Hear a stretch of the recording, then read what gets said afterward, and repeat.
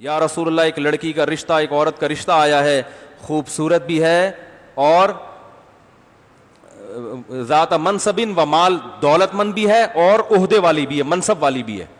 آپ بتاؤ کسی لڑکی میں یہی چیزیں دیکھی جاتی ہیں, اگر خاندان اچھا ہے, ذات نسب بھی ہے, 4 چیزیں تھی اس میں, خاندان اچھا, خوبصورت, منصب کوئی عہدہ بھی ہوگا اور پیسہ بھی. آپ کو اگر کوئی ایسا رشتہ ملے لڑکی میں 4 کوالٹی ہوں, چھوڑو گے آپ؟ دنیا چھوڑ دو گے, رشتہ کیا ہو گیا بھائی؟ رشتہ چھوڑو گے؟ نہیں چھوڑو گے.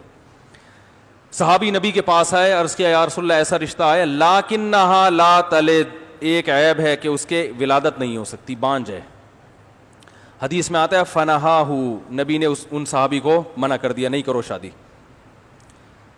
کچھ وقت کے بعد وہ دوبارہ آئے, پھر اجازت مانگی کہ پہلی دفعہ میں نہیں ملی تو دوبارہ اجازت مانگوں گا, شاید اجازت مل جائے. دوبارہ آئے, عرض کیا یا رسول اللہ, پھر یہ نہیں کہا یا رسول اللہ وہی والی عورت سے دوبارہ نکاح کی اجازت لینے آیا ہوں, نہ بلکہ وہ 4 صفات دوبارہ ریپیٹ کی ہیں تاکہ کچھ تو اثر ہو جائے آپ صلی اللہ علیہ وسلم پہ, کچھ میرے جذبات سے اور اس عورت کی خصوصیات سے متاثر ہو جائیں. یا رسول اللہ انی اصبت امرأۃ ذات حسن ومنصب ومال, منصب بھی ہے, مال بھی ہے, حسن بھی ہے, وذات نسب بھی ہے, لیکنہا لا تلد, ایک عیب ہے اولاد نہیں ہوگی. افاتزوجھا, نکاح کر لوں؟ فنہاہو, نبی نے دوبارہ منع کر دیا, نہ.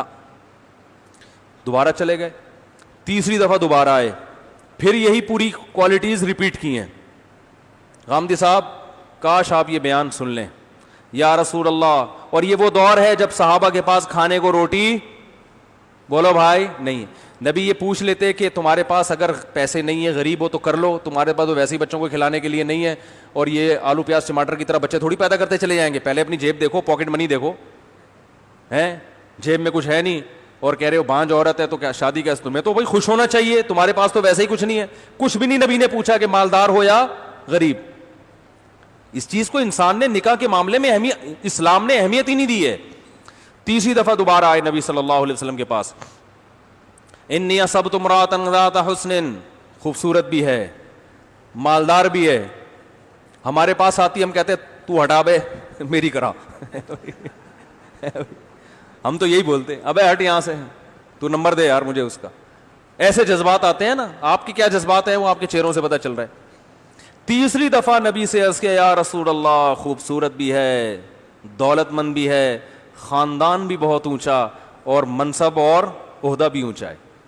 آپ نے تیسری دفعہ بجائے اس کے کہ ان کے جذبات سے آپ متاثر ہو کے کہتے چلو اتنا ہی دل, کوئی حرام تھوڑی ہے, لیکن نبی ایک سبق دلانا چاہ رہے ہیں, کوئی حرام تھوڑی ہے بانجھ عورت سے نکاح کرنا. تو آپ یہ کہہ دیتے بھائی کوئی میں نے کب کہا کہ ناجائز ہے, اگر اتنا ہی شوق ہے تو کر لو. نہ نبی نے فرمایا, تیسری دفعہ منع کرنے کے بجائے ایک اور جملے کا اضافہ کر دیا, فنہاہو وقال تزوج الودود الولود, فرمایا ایسی عورت سے نکاح کرو جو بے پناہ محبت کرتی ہو, الولود اور بہت کثرت سے بچے جنتی ہو, فإنی مکاثر بکم الامم, قیامت میں تمہاری کثرت پہ فخر کروں گا کہ میرے فالوورز دنیا میں اتنے زیادہ تھے. کیونکہ ایمان والا بچہ پیدا ہو جانا ایک مسلمان تو آج دنیا میں جتنے مسلمان ہیں, آپ بتاؤ ہمارے ماں باپ اگر نسل روکتے تو آج اتنے مسلمان ہوتے؟ میں برما میں تھا, میں نے وہاں بیان کیا, پوری مسجد بھری ہوئی تھی. میں نے کہا مجھے ایک بات بتاؤ, آپ لوگ کتنے فیصد, رونے کا 20% ہیں ویسے زیادہ, لیکن گورنمنٹ کی کیلکولیشن کے مطابق 20%. میں نے کہا یہ 20% جو آپ برما میں مسلمان ہو اور آپ پہ ظلم ہو رہا ہے, تو مجھے یہ بتاؤ یہ 20% کیوں ہو؟ کیا کسی نے دعوت دے کر آپ کو مسلمان بنایا ہے؟ کہنے لگے نہیں, ان میں تو چند ایک ہی ہوں گے جو کنورٹڈ ہیں.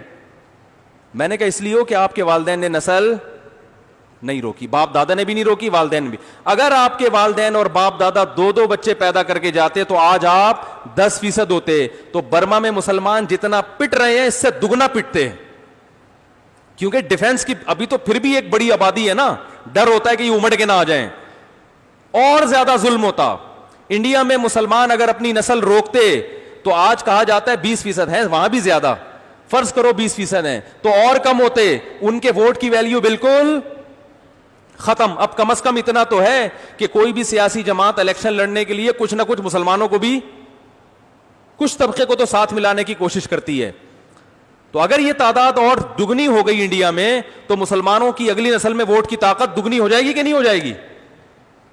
تو غامدی صاحب کو کہنا چاہیے تھا کہ انڈیا کے مسلمانوں، ہندو جو ہمیشہ جو متعصب ہندو جیتتے ہیں اس کی وجہ یہ ہے کہ ان کی تعداد، ان کا ووٹ بینک انڈیا میں زیادہ ہے. آپ بہت تیزی کے ساتھ نسل بڑھاؤ تاکہ اگلی نسل میں آپ کا ووٹ بینک، اس کی قوت بڑھ جائے. تو نبی تو یہ سب چیزیں جانتے تھے، اس لیے اپنی امت کو ترغیب دے رہے ہیں کہ انہوں نے میدانوں میں لڑنا بھی ہے. ان کی جب تک ان کی افرادی قوت اتنی بائیکاٹ اگر اتنی بڑی آبادی کرے گی تو اس بائیکاٹ کا اثر ہوتا ہے. تو بہت کچھ مسلمان اپنی آبادی سے کر رہا ہے. ٹیکنالوجی نہیں ہے، وہ ہماری حماقتوں سے ہے، اس کا تعلق آبادی سے نہیں ہے. وہ تو ہمارے اس سے آدھی بھی آبادی ہوتی تو اس سے بھی زیادہ گئے گزرے ہوتے. جو ہماری یونیورسٹیوں کا اور کالجز کا حال ہے نا، اس کا بچوں کی کثرت سے تعلق نہیں ہے. اس میں ایک بچے کو بھی داخل کراؤ گے نا وہ بیچارہ گدھا ہی بن کے نکلے گا. وہ تو سسٹم ایسا ہے نا، گدھے بندے ہوئے ہیں. آپ دیکھ لو سندھ کے، میں نے خود واٹس ایپ پہ آگے شیئر کی ہیں، وہ اسکول دکھایا اس میں گدھے بندے ہوئے ہیں. جب ایجوکیشن کا یہ حال ہو تو پھر ایک بچہ ہو یا 1000 ہو، وہ گدھے کے گدھے ہی ہوں گے. تو خیر میں جلدی سے بات کمپلیٹ کروں. نبی صلی اللہ علیہ وسلم کے پاس آئے. اب اس حدیث میں چند چیزیں ہیں. نمبر 1، سوال پیدا ہوتا ہے جب ایک بانجھ عورت کا رشتہ ان صحابی کو میسر آیا تھا تو نبی سے پوچھنے کیوں آئے؟ وہ یقیناً ان کو معلوم تھا کہ اس کے ولادت نہیں ہوگی اور نبی صلی اللہ علیہ وسلم امت سے نسل بڑھانا چاہتے ہیں، تو اس لیے احتیاط اسی میں ہے کہ ایک دفعہ پہلے پرمیشن لے لو. اس سے پتہ چلتا ہے کہ اولاد بڑھانا یہ اتنی اسلام کا اہم حکم ہے کہ صحابہ میں یہ پہلے سے مشہور اور معروف چیز تھی، ورنہ پوچھنے کی ضرورت کیا تھی.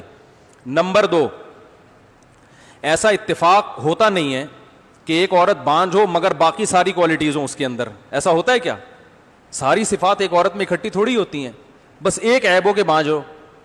تو یہ معلوم ہوتا ہے کہ یہ واقعہ دور نبوت میں اللہ کی طرف سے وجود میں لایا گیا ہے تاکہ پروفیسر غامدی جیسے لوگ، اللہ کو پتا تھا پیدا ہوتے رہیں گے، تو اللہ نے بتا دیا کہ اتنی ساری کوالٹیز کو نظر انداز کر دیا گیا ہے نسل کی خاطر. یعنی نسل بڑھانا اتنی اہم چیز ہے کہ عورت کی تمام صفات ایک طرف، سب سے اہم صفت کیا ہے کہ وہ نسل بھی دے گی کہ نہیں دے گی. یہ عورت کی تمام کوالٹی، اس کی ایجوکیشن، اس کا خاندان، اس کا حسن و جمال، یہ سب ایک طرف ترازو کے ایک پلڑے میں، اور ایک کوالٹی کیا ہے کہ وہ نسل بڑھائے گی، یہ دوسرے پلڑے میں. تو یہ دوسرا پلڑا شریعت کی نظر میں وزنی اور فطرت کی نظر میں بھی ہے. نکاح کا بنیادی مقصد کیا ہے؟ دنیا میں جہاں بھی نر اور مادہ کا ملاپ ہوتا ہے اس کا بیسک مقصد میڈیکل سائنس کہتی ہے نسل کو کیا ہے؟ بڑھانا ہے. تو انسانوں میں بھی یہی قانون ہے. تو جب وہ بیسک مقصد ہی حاصل نہیں ہو رہا تو ضمنی فائدے تو حاصل ہوں گے، بنیادی مقصد حاصل نہیں ہوگا. تو اس لیے نبی صلی اللہ علیہ وسلم نے بتا دیا بھائی اسلام تو دین فطرت ہے. تو نکاح کے جب بیسک مقصد ہی حاصل نہیں ہو رہا تو پھر کیوں کر رہے ہو؟ یہ ایک الگ مسئلہ ہے کہ وہ بیچاری کہاں جائے گی. تو بھائی بہت سے لوگ ہیں جن کو کہیں رشتہ نہیں مل رہا ہوتا، وہ کر لیں گے اس سے، لیکن جو آپ سے مشورہ لے گا اسے تو آپ وہی مشورہ دیں گے نا جو بہتر ہوگا. تو تیسرا پوائنٹ یہ کہ صحابہ کرام کو جب ایک دفعہ کسی چیز سے روکا جاتا تھا وہ رک جاتے تھے، دوبارہ نہیں آتے تھے. یہاں 3 دفعہ آ رہے ہیں تو یہ صحابہ کی عادت کے بھی خلاف. تو یہ بتانے کے لیے اللہ بتا رہے ہیں کہ ایسا عشق تھا ان صحابی کے دل میں کہ نبی کے ایک دفعہ منع کرنے کو بھی انہوں نے کافی نہیں سمجھا، پھر بھی آئے ہیں اور پھر بھی نبی نے منع کیا.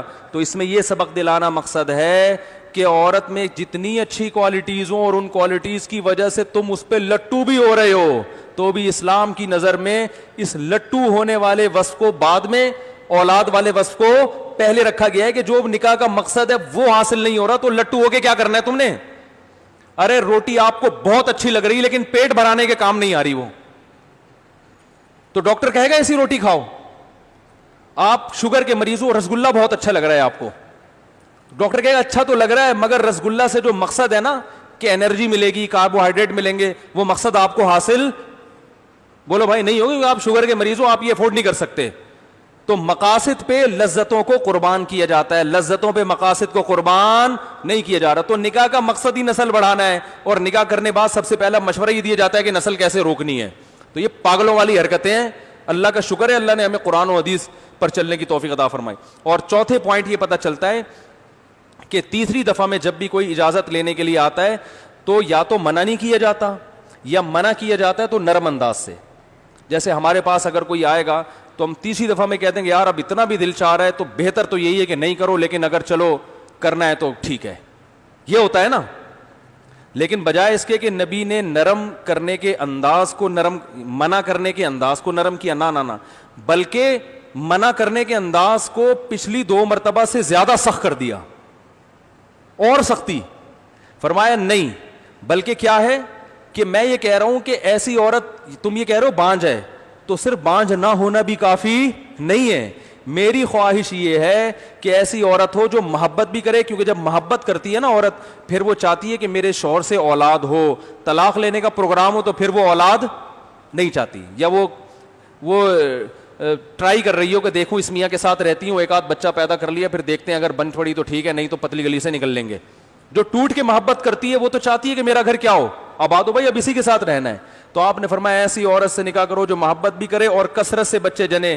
اس عنوان میں آپ نے بتا دیا کہ میں صرف بچے جننے والی عورت سے نہیں, کثرت سے بچے جننے والی عورت سے نکاح کی ترغیب دے رہا ہوں.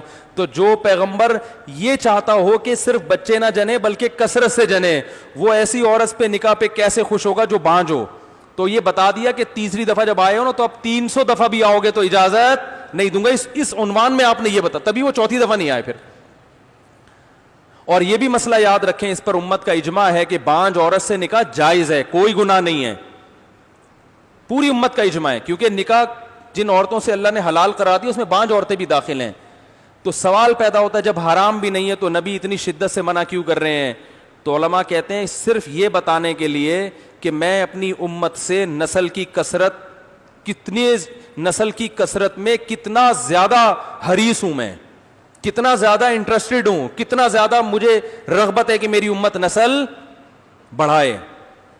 تو بھائی قرآن و حدیث کو اپنے حساب سے مت ڈھالو, خود کو قرآن و حدیث کے حساب سے. بولتے کیوں نہیں بھائی؟ لا الہ